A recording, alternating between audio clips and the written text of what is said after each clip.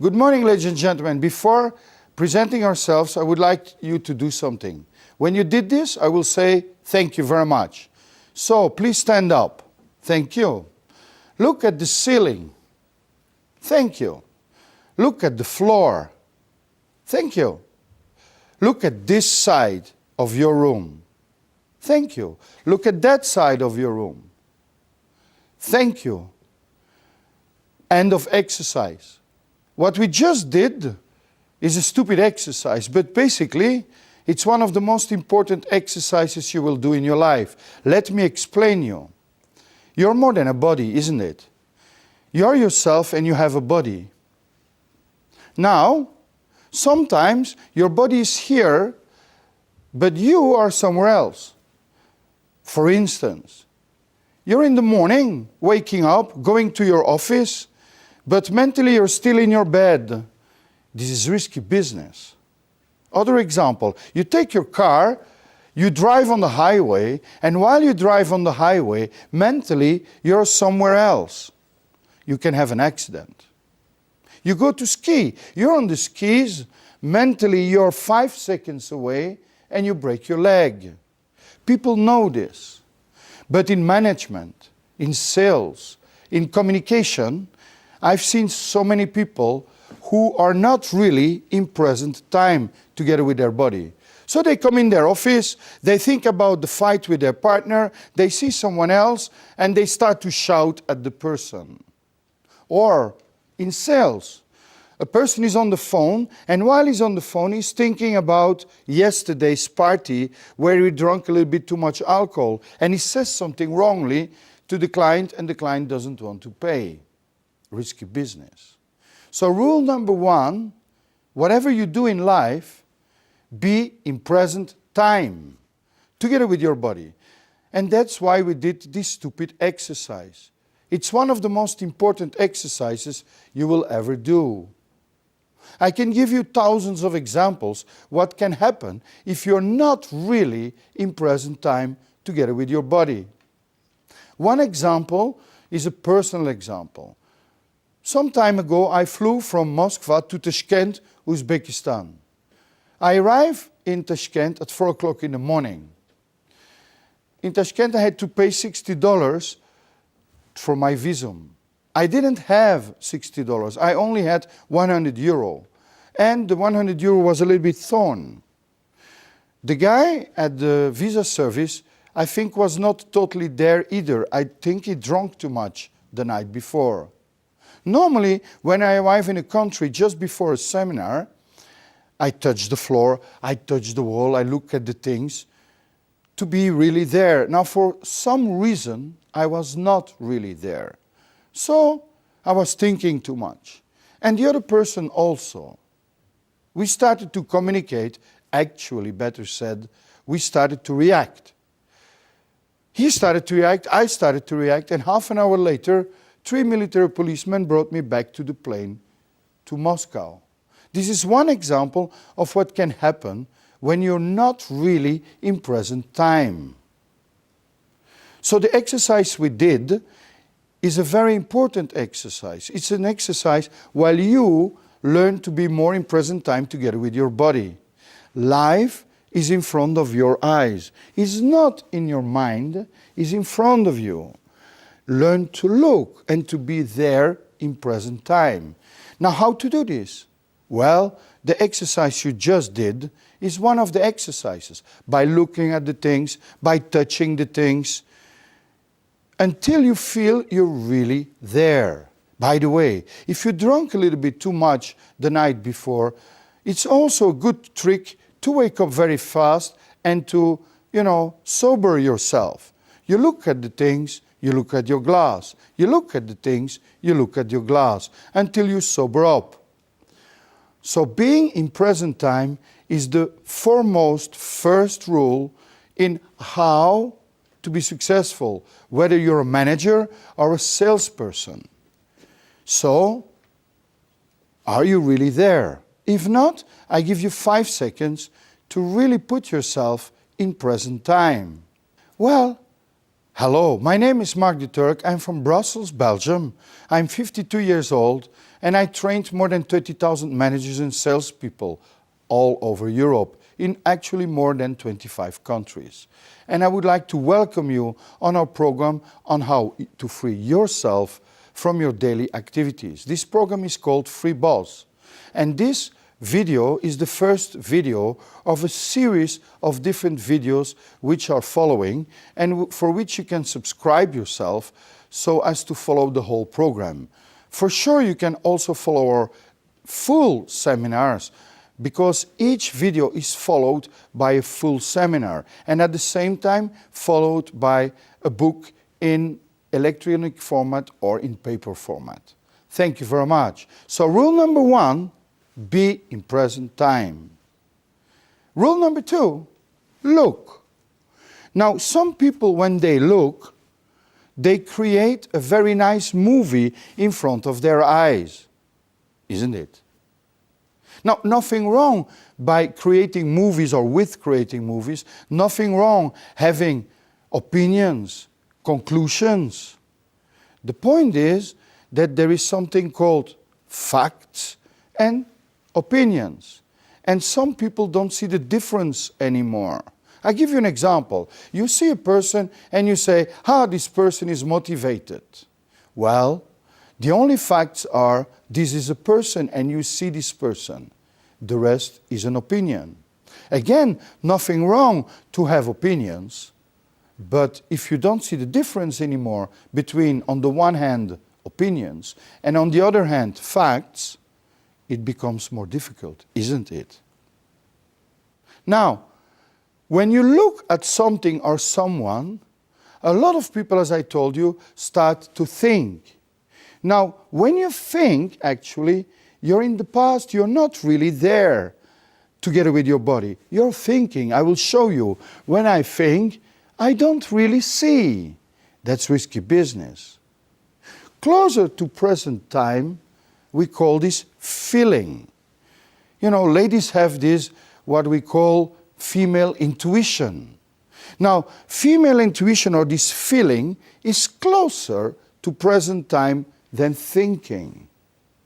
But the best, when you manage or when you communicate with people or when you motivate people, is to look, really to look at what you see in front of you.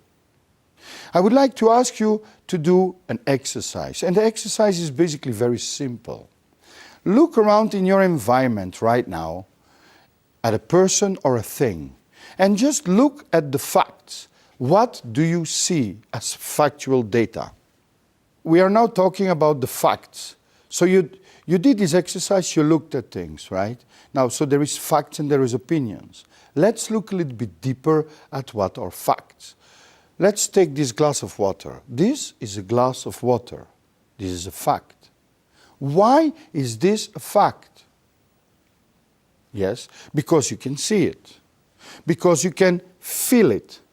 Because you can smell it. Because you can eventually drink it. Water. So a fact is something people can observe. Now when I say, this is bad water, we call this an opinion.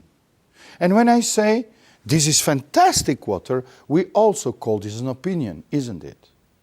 Now here comes a very interesting illness worldwide. If I say, this is bad water, who will drink it? Right, almost nobody. Very interesting. A negative opinion, people immediately accept it as a fact. But when I say, this is fantastic water, a lot of people will say, yeah. Interesting. A positive opinion, people filter with facts. A negative opinion, people immediately believe it as facts. Right? So you, as a manager or as a salesperson or just in life, you should be able to look only at facts. And when there is opinions, especially negative opinions, you filter them with facts. While a positive opinion, you see for yourself if you want to filter them with facts, isn't it? Now try just. Look in your past at some moments where you had negative opinions and you believed them. Do this right now. So did you do this?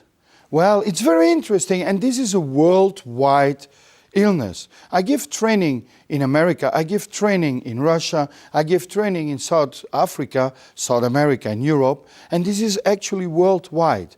A lot of people, when they receive a negative opinion, immediately believe it as fact. And when they receive a positive opinion, stop it with facts. I'll give you another example. Someone comes to you and says, "Boss, I have a fantastic idea." Now a lot of bosses then say, yeah, show me. While some day later, a person comes and says, "Boss, it's crisis." A lot of bosses at that moment, where? Do you understand? It should just be the reverse. Salespeople. There is one salesperson who telephones and the client says, "Yeah, you're too expensive." He says this to the other person, "We are too expensive," which is a negative opinion.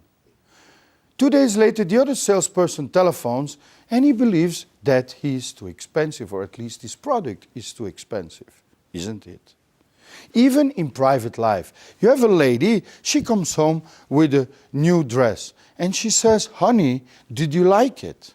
And honey says, She changes her clothes. 1 week later or 1 month later, the same lady comes home with a new dress. And she says, "Honey, do you like it?" And honey says, "Wow, really? Maybe there is something here or here, isn't it?" So rule number 2, learn to look at facts. And when there is negative opinions, you immediately filter them with facts. There is actually a very beautiful school example of one big negative opinion today, and this is worldwide. This negative opinion we call crisis. When you hear the word crisis, if you look at this is an opinion and it's a negative opinion, and the whole world knows about it. But if you tell me, okay, in the building contracting world, this year they went 20% down in income towards next year, well, this you could observe. Or if you could say, okay, 5 banks this year closed because of the fact that they did not have enough capital, this you could observe. These are facts. While saying, "Oh, it's crisis," is just a negative opinion. So, learn to look at facts. And please, when there is negative opinions, filter them immediately with facts. Rule number 3. Imagine you think about an apple and you say cherry, meaning you lie. What do you think will happen on the other side? Whether it is a client or whether it is a junior or a partner? You're right. The person will somehow be in confusion, will somehow not understand. So, if you think about an apple and you say cherry, you basically create confusion in the minds of other people. Actually, people are not idiots. They know, they see. I lived with Chinese and Asian people for more than 8 years. And I can promise you that most Asian people, when they see a white person lying, they know it, they see it. Communication actually is at a much higher level than a verbal level. You're more than a body, isn't it? So when you think about an apple and you say cherry, somehow people know it and they react. So why to do it? And I'm not talking about moral or ethics today. I'm just talking about efficiency in communication. You want to be efficient in sales or in management or in marketing or just in life when you communicate. Well, don't lie. When you say cherry, you think cherry. When you say apple, you think apple, or you better shut up. Now, some people misunderstand this. Some people think, I have to say everything I think. No, this is not what I mean here. We call this diplomacy. When you say something, you better think it. But if you don't want to say what you think, don't say it. Gentlemen, when you come home at 3 o'clock in the night and your girlfriend or wife asks you, "Where were you, honey?" Well, don't lie. Because I promise you, she knows. She sees. She feels. This creates too much problems. So either you say what you did or where you were, or you say, "Well, I don't want to say it actually right now." These two solutions are much better than to lie, isn't it? So, rule number 1, be in present time together with your body. Whatever happens, 24 hours, 7 days in 7. Rule number 2, look at facts. Nothing wrong with having opinions, but you have to be able to see the difference between facts and opinions. And when the opinions are negative, you better filter them with facts. And you don't lie. I promise you, if you do these 3 simple things, you will be more able to sell, more able to manage and motivate people, and more successful in life. However, if you are not in present time, you're thinking, you're listening to rumors and negative opinions, and you lie, well, the client will sell his objections to you. And your juniors will sell their problems to you. Or your partner will communicate strangely to you. So, actually, there is no in-between. If you want to be successful as a salesperson or manager or partner, 1, be there. 2, look at facts. When there is negative opinions, filter them with facts. Rule number 3, don't lie. Thank you very much. If you want to know more about these very simple rules, please subscribe for her seminars or read my last book.